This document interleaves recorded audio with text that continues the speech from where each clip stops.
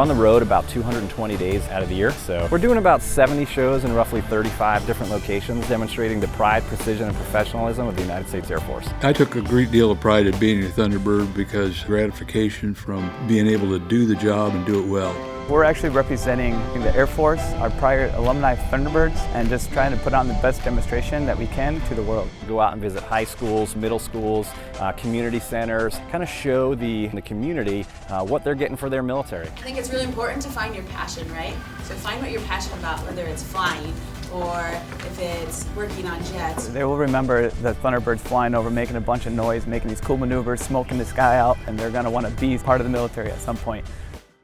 We started in 1953. We've flown everything from F-4s to T-38s and now the beautiful F-16s. The power the airplane had and its turning performance made it ideal for air shows. They take a lot of work to get in the air. They don't get to fly without the dedication of our maintainers. 120 enlisted members make up the backbone of the team. It's an important part of the team because we're putting on for hundreds of thousands of people. We do all of our pre-flights to make sure a jet's safe to fly.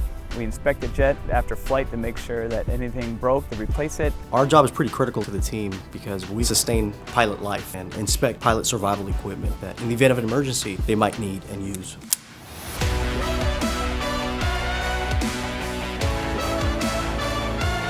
It takes about 3.5 months of flying every single day, about 5 days a week, of just going over repetitions, specific maneuvers, flying closer, adding other flight members to the formation until you get our 6-ship demonstration.